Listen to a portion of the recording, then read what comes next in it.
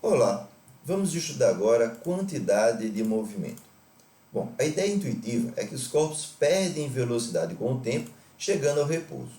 Com essa ideia, filósofos do século XVII começaram a questionar se o movimento total do universo estaria diminuindo, ou seja, se o universo assim estaria morrendo. Essa seria uma das possíveis causas de morte do universo por ausência total de movimento entre os corpos.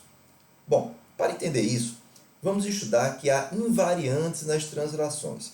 Imagina aqui uma partida de bilhar, de sinuca, tá? E você tem uma bolinha que se move com uma determinada velocidade e de repente ela se choca com outra bolinha e para. Quando ela faz isso, a outra bolinha passa a se mover com a velocidade muito próxima, muito parecida daquela velocidade da bolinha anterior, da bolinha que já estava se movendo. Nesse caso, o que está acontecendo? Temos um corpo com movimento e esse corpo com movimento ele transfere esse movimento dele para outro corpo que estava em repouso e que passa a se movimentar agora após ter adquirido o movimento do primeiro corpo. Vamos analisar o movimento sob outro aspecto. Imagine que temos aqui um avião, tá certo? E esse avião ele vai se mover aqui para a esquerda, para frente, tá? Bom, mas para ele se mover para frente, ele gira aqui a sua hélice, fazendo com que o ar se mova para trás, aqui para a direita. Ou seja, nesse caso, temos um corpo que pretende adquirir um determinado movimento para a esquerda, em um sentido, só que para esse corpo adquirir um movimento em um determinado sentido, ele precisa empurrar, ele precisa fazer outro corpo, aqui que é o ar, adquirir movimento no sentido contrário ao sentido do movimento dele. A mesma coisa ocorre com aquelas bolinhas de aniversário, aquelas bexigas, tá certo? Nós temos aqui, estamos segurando ela, tá? Na passagem aqui que faz com que o ar não seja liberado. E se nós soltamos aqui e liberamos o ar da bexiga, acontece que esse ar se move aqui para a nossa direita, se move aqui para trás, e a bexiga se move para frente. Então a bexiga se move aqui no nosso desenho para a esquerda. Isso quer dizer que um corpo, para adquirir determinado movimento, veja o caso aqui da partida de sinuca. Um corpo, para adquirir um determinado movimento, ou ele recebe o movimento de um corpo que já tem movimento anteriormente, ou esse corpo, para adquirir movimento, ele faz com que outro corpo se mova no sentido contrário ao sentido do movimento dele. Isso faz a gente perceber que o movimento total do universo ele permanece constante, ou seja, todo o movimento do universo se conserva, tá? Bom, podemos entender isso também, tá? Nesse quadrinho aqui do Garfield, né, do Jim Davis, que é um quadrinho que foi modificado para o ensino de física pelo grupo do Graph de São Paulo, tá? E nesse quadrinho a gente tem o seguinte, tá? Nós temos aqui o Garfield, e o Garfield ele está chutando aqui, ele vai chutar aqui o Odd, tá? Ora, o pé do Garfield aqui no início, ele tem uma determinada quantidade de movimento. Para nós não interessa agora a unidade de medida dessa quantidade de movimento, mas a gente diz aqui, a gente atribuiu que o pé aqui do Garfield tem uma quantidade de movimento de 30. E o odd, como está em repouso aqui em relação ao nosso referencial, ele tem uma quantidade de movimento de 0, tá certo? Ora, se eu somar agora a quantidade de movimento do pé do garfo com a quantidade de movimento do odd, nós temos 30 mais 0, uma quantidade de movimento total de 30. E agora, no final das contas, quando o Garfield termina de chutar o odd, tá? O pé do Garfield agora ele perde, ele cede uma determinada quantidade de movimento para o odd, fazendo com que esse pé agora tenha uma quantidade de movimento apenas de 10. E o odd adquiriu uma quantidade de movimento de 20.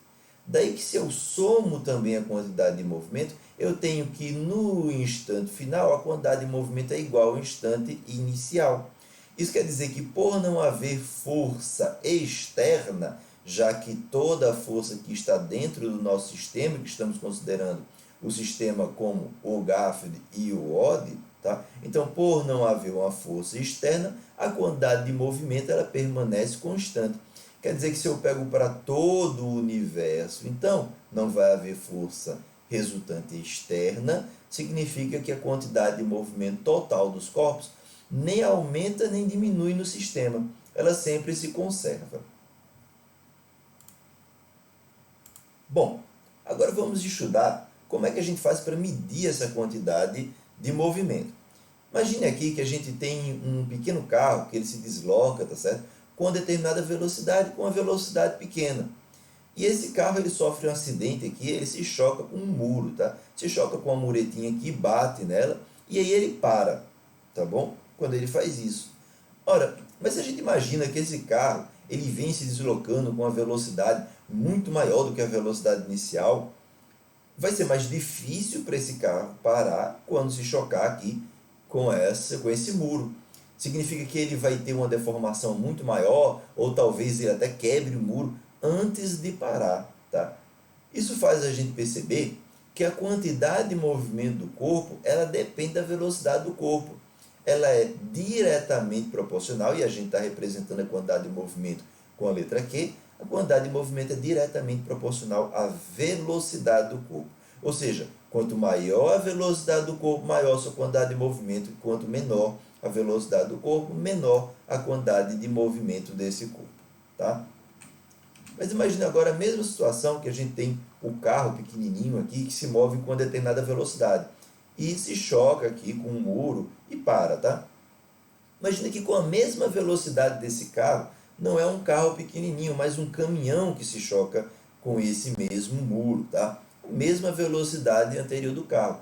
Ora, talvez esse caminhão ainda consiga quebrar esse muro aqui antes de parar, tá? Porque ele é um corpo com massa muito maior. É muito mais difícil a gente fazer parar o caminhão do que a gente fazer parar o carro pequeno, os dois com a mesma velocidade. Isso quer dizer que a quantidade de movimento, além de depender da velocidade do corpo, ela também tem uma dependência com a massa desse corpo. Ela guarda a dependência com a massa. E a quantidade de movimento é diretamente proporcional à massa do corpo, já que é mais difícil fazer parar o caminhão, então é mais difícil fazer variar a quantidade de movimento dele. Ah, quer dizer, podemos descrever então que a quantidade de movimento do corpo, professor, ela é igual à massa vezes a velocidade do corpo. E isso nos dá aquela relação direta que queríamos entre quantidade de movimento e massa e quantidade de movimento e velocidade. Portanto, a quantidade de movimento ela é maior para corpos com maior massa e a quantidade de movimento é maior para corpos com maior velocidade. Sabemos que a velocidade é uma grandeza vetorial. E aqui eu já estou avisando para vocês que a quantidade de movimento também é uma grandeza vetorial. E essa aqui é a nossa notação vetorial da quantidade de movimento. Veja que o vetor quantidade de movimento ele é a massa do corpo vezes o vetor velocidade do corpo.